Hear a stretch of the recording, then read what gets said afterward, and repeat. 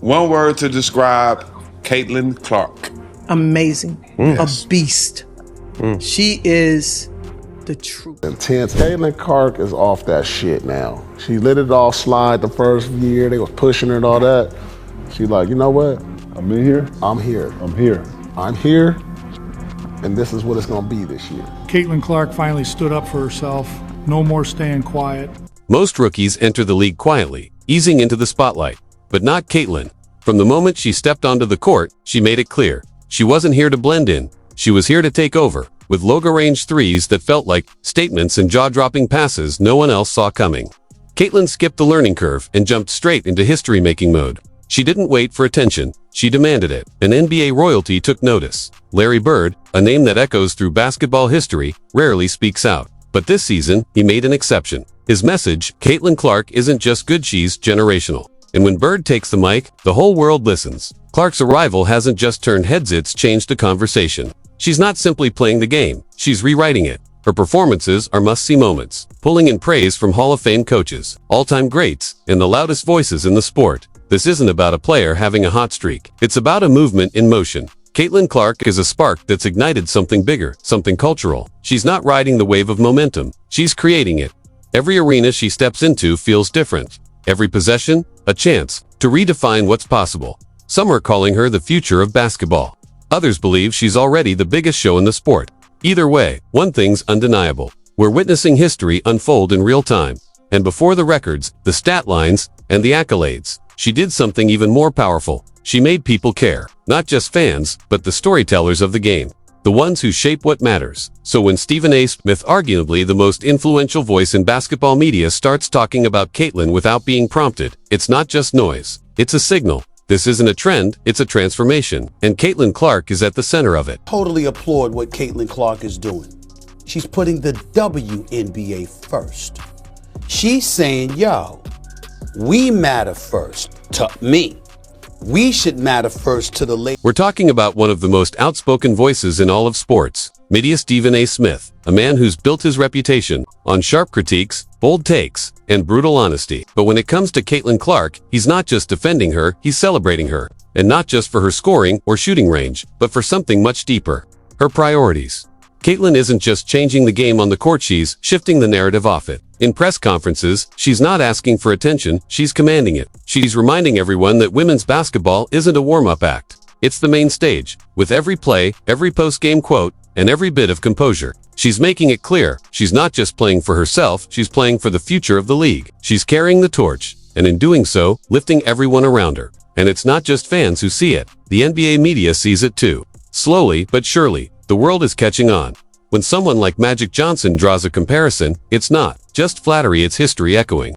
Magic didn't just entertain fans, he transformed the league. His passing dazzled, his smile lit up arenas. But more importantly, he redefined what basketball could be. So when Magic looks at Caitlin Clark and says, she's doing what I did, that's not just a compliment.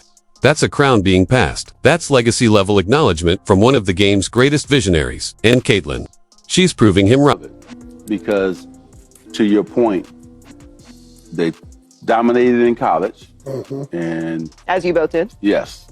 And then they brought it over to the WNBA, just like we brought it to the NBA. We changed the NBA. They changed the WNBA. Yeah. Doesn't just praise its legacy-level acknowledgement. When Magic Johnson speaks on Caitlin Clark, he's not just applauding her skill set, he's putting her in the same breath as himself and Larry Bird.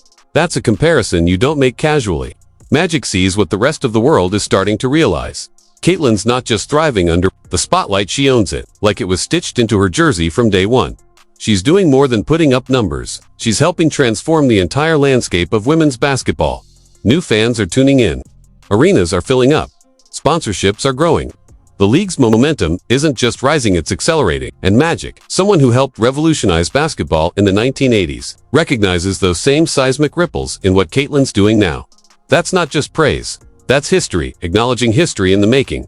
And then there's Coach K. Mike Krzyzewski, one of the greatest basketball minds to ever pace the sidelines, didn't just say Caitlin Clark is impressive. He said he wished he had the chance to coach her. That's monumental. We're talking about a 5-time NCAA champion, a 3-time Olympic gold medal coach, and the architect behind some of the greatest players in basketball history, LeBron, Kobe, KD, Curry. He's seen it all, coached them all. And still, Caitlin Clark stands out. To someone like Coach K, she's not just talented, she's exceptional. The kind of player you build a system around. The kind who shifts strategy, energizes a team, and elevates the game. You know, we're witnessing something rare, something special, something that doesn't come around often. Caitlin Clark isn't just part of basketball's future, she's shaping it. She's terrific, and it'd be easy to build something on her because she's very young.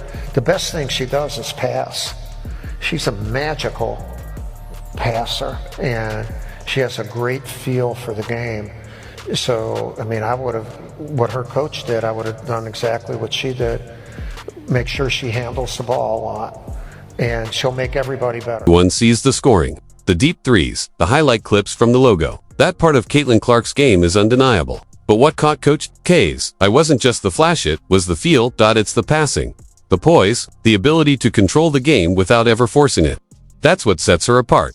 He didn't just call her a good passer, he called her a magical one. And that word carries weight, because he's not talking about simple assists. He's talking about vision, timing, anticipation, the kind of court awareness that can't be taught, and rarely shows up in a box score, but wins games night after night. Caitlin doesn't just make smart plays, she sees them unfolding before anyone else. She doesn't run the offense, she raises the level of everyone within it. So when one of the greatest basketball coaches to ever do it, someone who's worked with Olympic legends and future Hall of Famers, says, "I would have done exactly what she did," that's not just approval. That's affirmation. That's Coach K, recognizing a true leader, a floor general, and a mind that sees the game at a generational level. And then there's Luka Doncic, an NBA MVP candidate, one of the most unguardable players in the world, a name that doesn't get attached to hype and lead to truth. He's not one for theatrics, and definitely not one for throwing out names for the sake of headlines. So when he was asked, point blank, who his favorite women's basketball player is, he didn't stall, he didn't elaborate. He just answered instantly, because sometimes the shortest answers carry the most meaning. And when someone like Luka doesn't need time to think, that tells you everything you need to know. Women's basketball player.